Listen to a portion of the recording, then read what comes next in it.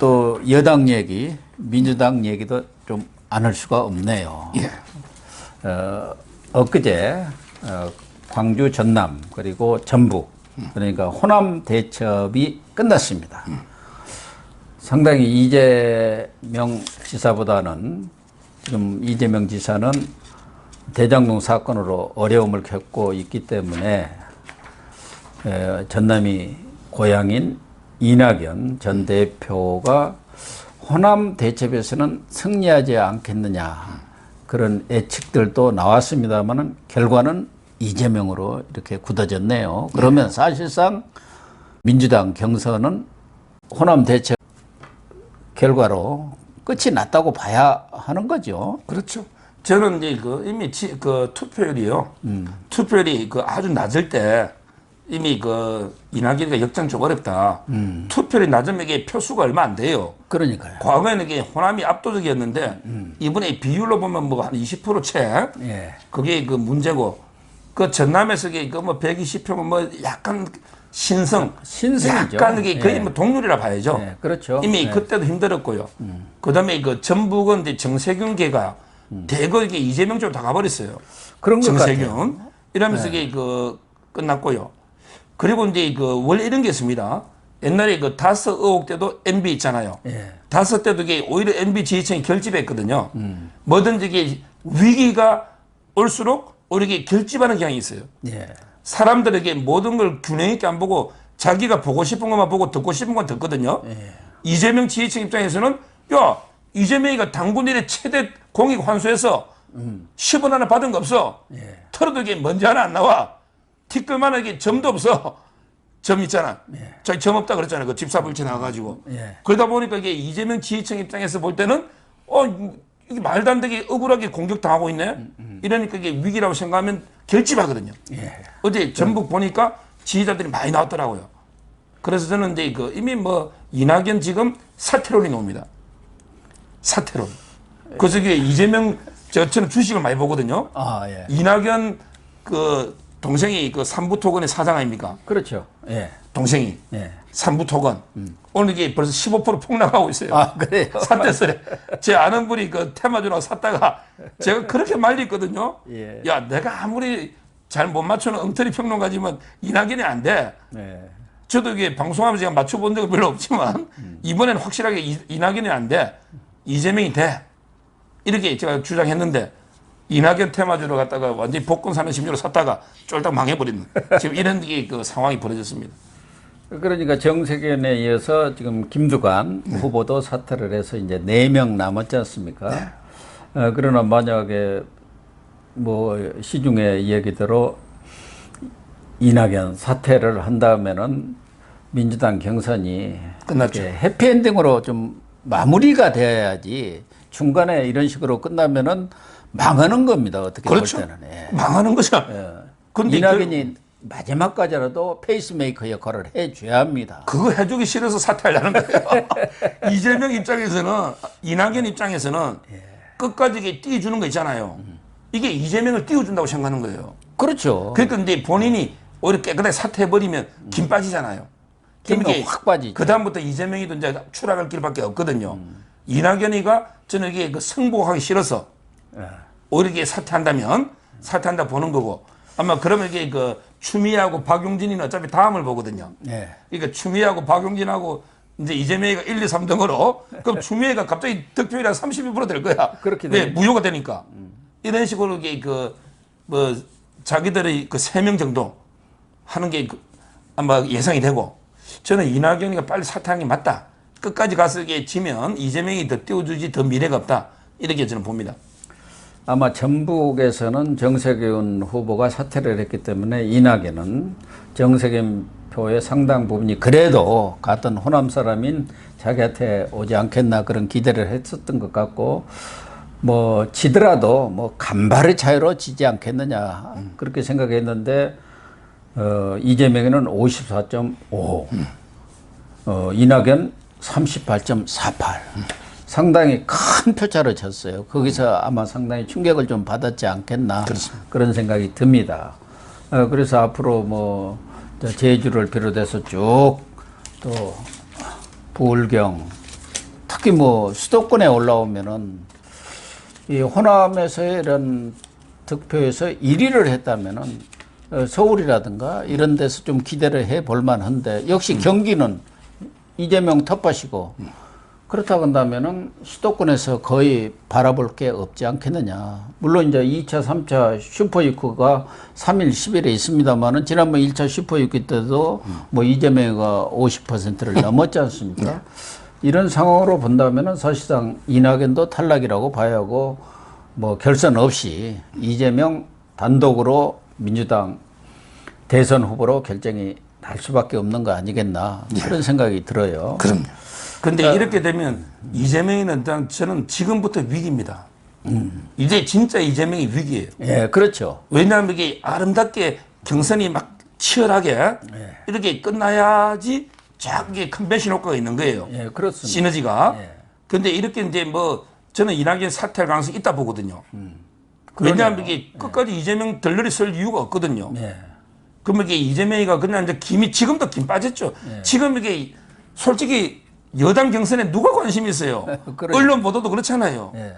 따라서 지금도 이게 완전히 김 빠진 사이다거든요. 이재명이가. 그런 상태에서 이게 저는 이낙연 사태는 엄청난 악재다. 그러면 이게 완전히 저는 망하는 경선이다. 이렇게 보고요. 그래도 이게 그 이낙연 입장에서는 저는 사퇴하는 게 맞다 봐요. 그래야 이게 이재명이 흔들거리면 또 나중에 후보 교체로 막 나오고 시끄러워지거든요. 예. 이런 식으로 이렇게 가는 게 미래가 있는 게 아닌가 이렇게 봅니다. 지금 10월 1일 제주, 그다음에 2일 부울경, 그다음에 3일이 인천, 경기 9일, 그다음에 서울 10일인데 어디서도 이길 데가 없지 않습니까? 제주에서 보고 영 안 되면은 들어보는 게 사퇴하는 게 제주에 몇 표 됩니까?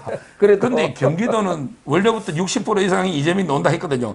아마 60% 찍을 거예요. 아마 경기가. 제가 볼 때는 부울경까지는 볼 겁니다. 본인이 가덕도에도 쫓아가고 뭐 그 부울경 그 겨냥해서 여러 가지 공약도 내놓고 그렇게 애를 많이 썼고 공을 들였습니다. 그러니까 혹시 여기서 모르겠다 이런 생각을 할 수가 있을 것 자국에 같은데. 미련 가지다가 실기 타이밍 놓치면요. 진짜 사퇴할 명분도 없고요. 저는 깔끔하게 그 사퇴해서 그냥 경선을 끝낼 수는 없잖아요. 박용진하고 추미애가 있으니까. 아마 경선을 끝까지 가면 그 경선 이낙연까지 사퇴하면 그게 경선이 되겠습니까? 진짜 그거는 저는 여당의 심각한 위기가 아닌가 이래 보여요.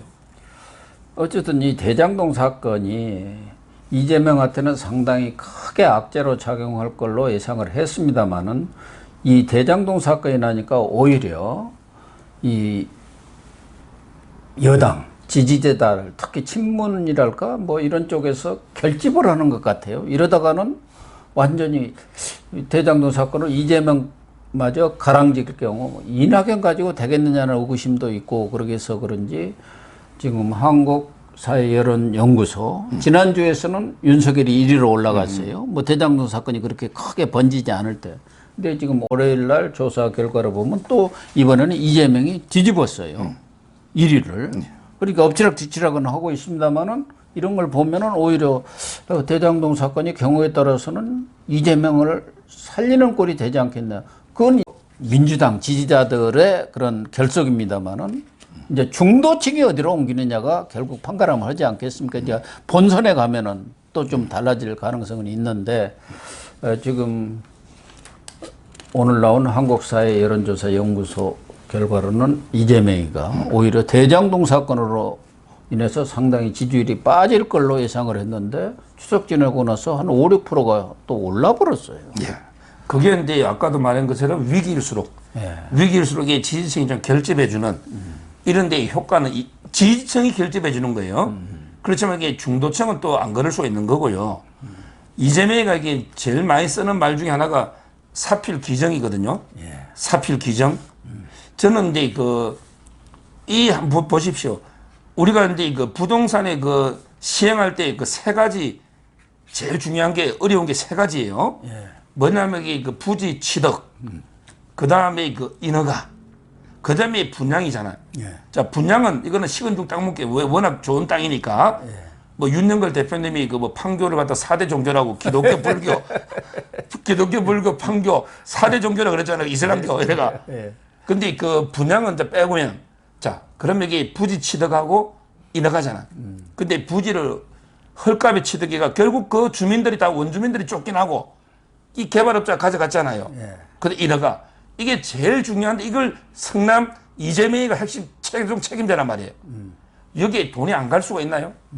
저는 현금 473억 김만배가 뺀 게 과연 이게 이재명 측 또는 이게 그 아까 우리 성남개발공사 측 이쪽으로 이게 분명히 갔을 거고요. 그래서 제가 곽상도 의원이 마지막 충정을 좀 발휘하라 그랬잖아. 예. 곽상도 의원 아들이 양심선은 다 해라 말이야. 내부 사정을 모든 걸 아니까. 예. 이것만 그래. 이게 밝혀준다면 지금요 모든 게 그 저는 정치도 그렇고 인생도 세옹지마입니다. 요리 유리했다가 또 조리 갔다가 요리 유리했다가 와 하거든요. 지금은 이게 곽상도 의원 아들 놓으면서 국민의힘이 좀 불리해졌죠. 또 좀 있으면 이재명 측이나 성남개발공사 있잖아. 이쪽으로 이게 또 돈이 몇백 강이 놓을 수가 있는 거예요. 이게 놓으면 저는 이게 급격하게 몰락하는. 따라서 이거는 엄청나게 저는 휴화산이다. 이재명 측에. 언젠가는 이게 폭발한다. 이게 바로 다스. MB도 그랬잖아요. 예. MB도 그렇지만 이게 저는 휴화산 폭발한다고 저는 봅니다.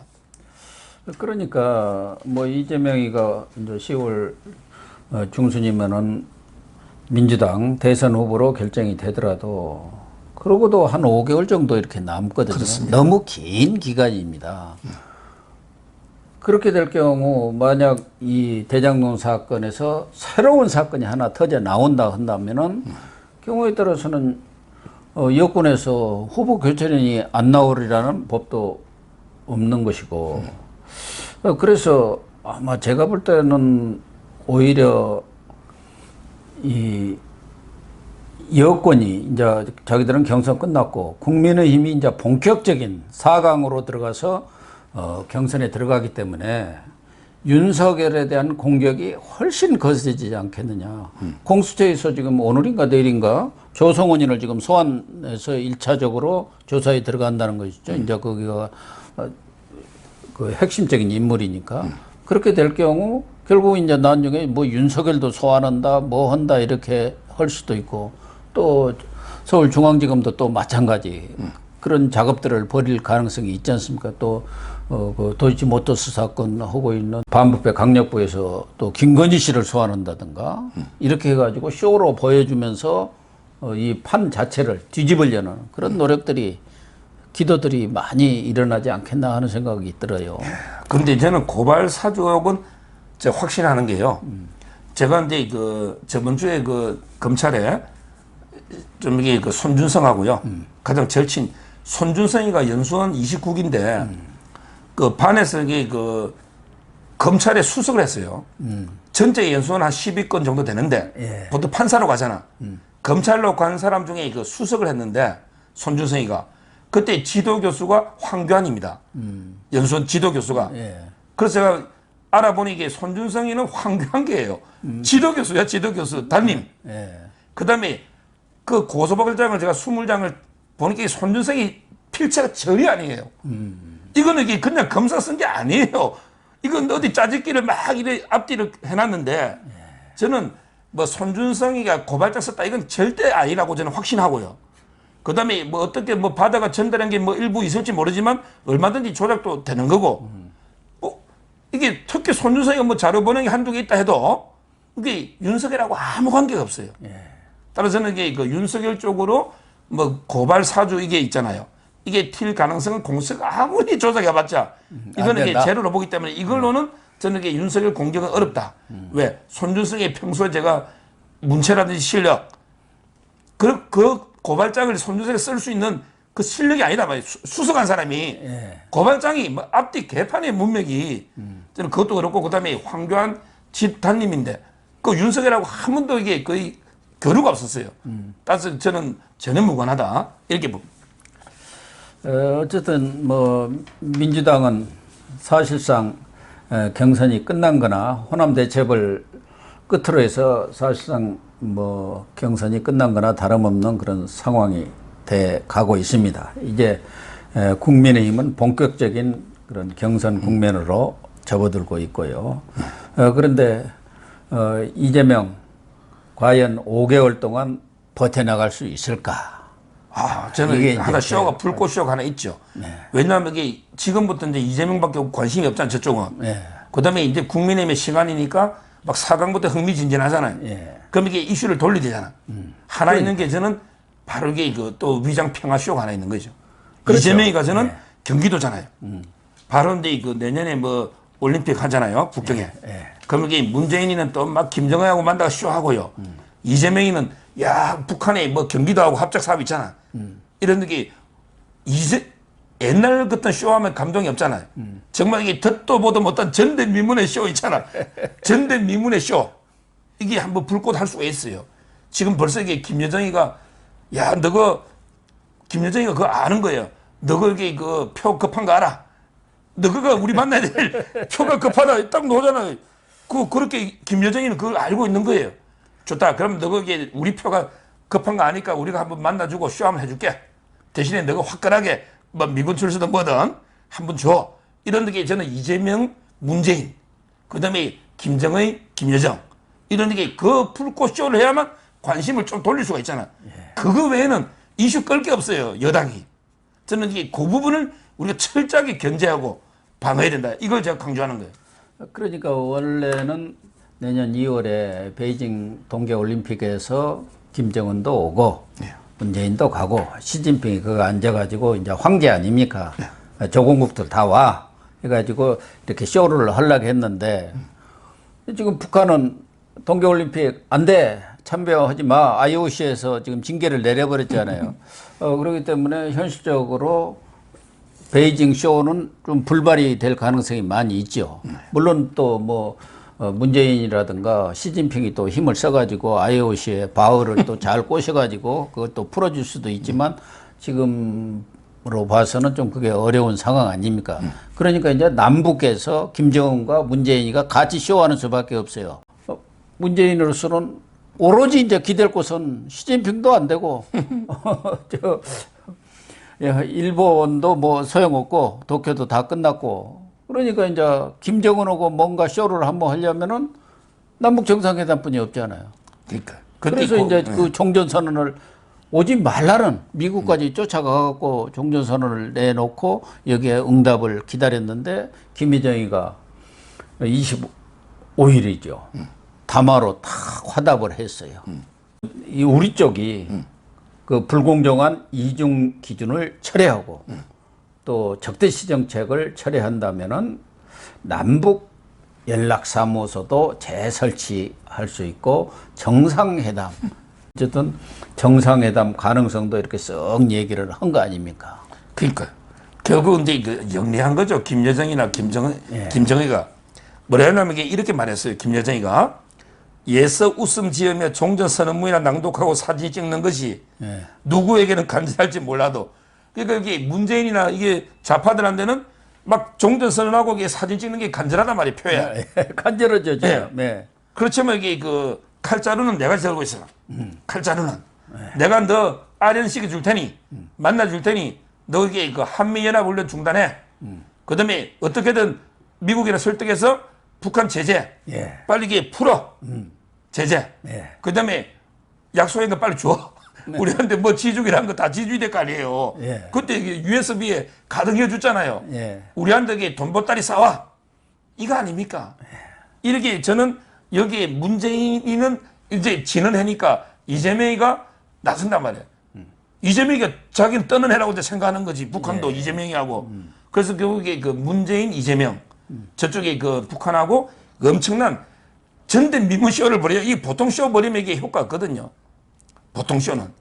아마 이게 뭐 제가 깜짝 놀랄 거는 뭐 김정은이가 경기도 오는 거죠. 저는 이재명이가 어디 가든지. 평양 갈 수도 있지 않느냐. 그러니까요. 뭐 어떻게 하든. 문재인이가 내가 이렇게 특사로. 남북 정상회담이 바로 할 수 없다면은 내 대리인을 보내겠다. 다음 자기 대통령을 감을 보내겠다. 해갖고 가서 만나고 올 수도 있죠. 그러니까 저는 이게 그런 쇼 전대미문 왜 김정은이가 아직 한 번도 안 왔잖아요. 이런 거는 이게 전대미문 맞잖아요. 이런 게 그 쇼를 벌이고 제일 감동적인 거는 옛날 트럼프하고 김정은, 문재인이가 판문점에 만났잖아. 시진핑하고 김정은하고 문재인이가 판문점에서 만나는 거야. 북측 판문점이잖아요. 뭐 그까지 전대미문 어떻게 될지 모르지만 하여튼 이런 쇼를 벌인단 말이에요. 그래놓고 이게 결론은 야, 너가 평화야, 전쟁이야, 평화야, 전쟁이야 이런 식으로 이게 또 국민을 속인단 말이에요. 몰고 가는 것이죠. 지난번 뭐 지방선거라든가 그때도 마찬가지 아닙니까? 트럼프 내세워가지고 싱가포르에다 어디서 평화냐 전쟁이냐 이렇게 몰고 가니까 그냥 전부 가서 민주당 거기 표 팍팍 찍어가지고 아주 안승을 거뒀잖아요. 이번에도 그렇게 하지 말라는 법이 없죠. 이준석 대표가 미국 가서 그런 점은 잘 지적을 했대요. 지금 보니까 전쟁과 평화냐 이 구도로 지금 몰고 가려고 하는 것 같다. 그러니까 여기 그 우리 국민이요 한 번 더 쏘고면 우리나라 진짜 미래 없습니다. 아니 양측이 소년한테 그 주민들도 두 번은 쏘고도 세 번 안 쏘잖아요. 예. 문재인한테 또 쏘고 가지고 뭐 평화냐 전쟁 어쩌고 저쩌고 그거 넘어가면 우리 국민들 정말 넘어가면 미래가 저는 없다. 그리고 우리 그 위대한 국민이 나는 쏘지는 않을 것이다. 저 이런 생각이 들고요. 저쪽에서 그 평화냐 전쟁이냐 놓으면요.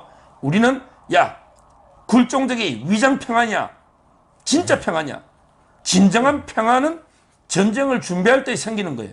그렇죠. 따라서 저는 굴종적인 위장 평화냐 진짜 평화냐 이 프레임으로 싸워야 된다 이렇게 보는 거예요. 그러니까 노무현 전 대통령도 2007년에 말에 13선언인가 했죠. 김정일 만나가지고. 근데 그게 뭐 정권이 바뀌면서 아무런 소용이 없어져 버렸던 것 아니겠습니까? 그래서 그 당시도 김정일이라든가 북한 측은 이 남한은 정권이 자꾸 바뀌니까 믿을 수가 없다. 그래서 제가 볼 때는 만약에 남북 간의 정상회담이 이루어질 경우 이 문재인이가 그걸 담보하기 위해서 이재명하고 같이 갈 가능성이 있어요. 예, 그렇습니다. 나 말고 이 사람이 우리 정권을 문재인 정권이 그대로 정권이 재창출된다면 이 사람이니까 이 사람이 와서 담보를 한다. 이렇게 해갖고 쇼를 크게 벌일 가능성이 있다니까요. 그렇죠. 예. 바로 이게 그 마지막 그 위장평화 쇼 있잖아요. 예. 이걸 저희가 딱 간파하고 있어야만 미리부터 그리고 계속 공격해야만 예. 그 쇼 효과 떨어지는 거거든요. 이 점을 가장 저는 경계해야 된다. 이렇게 봅니다. 그러면서 뭐 북한이야 지금 진짜 꽃놀이 패죠. 뭐 되면은 좋고 안 돼도 뭐 크게 뭐 손해 볼 것은 없는 그런 상황 속에서 이번에 문재인한테도 이제 계속 압박을 가할 것 아닙니까? 너 정상회담 하려면은 대가 내놔. 남북 정상회담, 북미 대화 이렇게 이어지는 그런 전체적인 그림을 좀 그리려고 할 거 아니겠어요? 그렇게 되면은 우리 국민들 입장에서는 야 진짜 이번에는 평화가 오는 모양이다 이렇게 생각할 가능성이 크지요. 예. 어쨌든 이번 이재명이가 뭐 선출이 되더라도 큰 이슈가 뭐 국민적 어떤 관심을 끌만한 이슈가 없단 말이에요. 대장동 의혹만 계속 커질 가능성이 크기 때문에 여권에서 내놓을 수 있는 기존에 뭐 늘 써먹었던 방법이 바로 이 남북 이슈 아니겠습니까? 예, 토크빌 있잖아요. 토크빌. 예. 프랑스, 미국 가가지고 미국의 민주주의, 디모크라시 인 아메리카. 예. 미국의 민주주의 토크빌이 그랬거든요. 모든 이게 민주주의 정부에서 그 정부는 국민의 수준에 맞는 정부가 가지게 된다. 국민의 수준에 맞는 정부를 가지게 된다. 이 말을 했거든요. 우리 국민이 깨어있고 국민이 각성해야만 저렇게 그 올바른 우리 정권을 가질 수 있다. 이렇게 마지막 말씀드립니다. 그러니까 뭐 마지막으로 김여정이가 엊그저께만 하더라도 남북 연락사무소 파괴하고 뭐 또 남북 통신선도 다시 절단해버리고 이 8월에 한미 연합훈련 했다고. 그리고 얼마 전까지도 삶은 소대가리다 무슨 앵무새다 그렇게 욕을 해야 되더니 갑자기 문재인의 그 유엔 종전 제안 이것을 계기로 해서 태도를 돌변을 한 거란 말이에요. 그리고 정의용 외교부 장관도 미국 가서 친중적인 그런 발언들을 지금 계속 해가지고 미국 조야에서도 좀 상당히 불쾌한 반응을 보이고 있지 않습니까? 이런 저런 것들을 보면은 북미 간에는 모르겠지만 남북 간에는 뭔가 물밑 움직임들이 꽤 진행되고 있는 것 아닌가. 네. 요즘 박지원이가 조성은이 안 만나고 북한 측하고 좀 접촉을 하고 있는 거 아닌가 그런 생각이 들어요. 그래가지고 그렇죠. 야 우리가 서로 살아야 한다. 너 남한에 윤석열 들었으면 너희들 죽는 거야 그날로. 그렇게 겁주고 이쪽도 그럴 거 아니겠습니까? 그러니까 우리 또 문재인 정권이 어쨌든 자기 이 정권 재창출을 해야 하니까 너희들도 도와라. 네. 이렇게 서로 공작적인 맞아가는 케미가 맞아가는 거 아닌가 하는 느낌이 들더라고요. 그럼요. 결국에 박지원, 문재인, 이재명, 저 김여정, 김정은 한마디로 이게 전부 운명 공동체거든요. 맞아요. 운명 공동체. 예. 그래서 저는 이게 그 신북풍 공작 이걸 이게 그 경계해야 된다 이렇게 봅니다.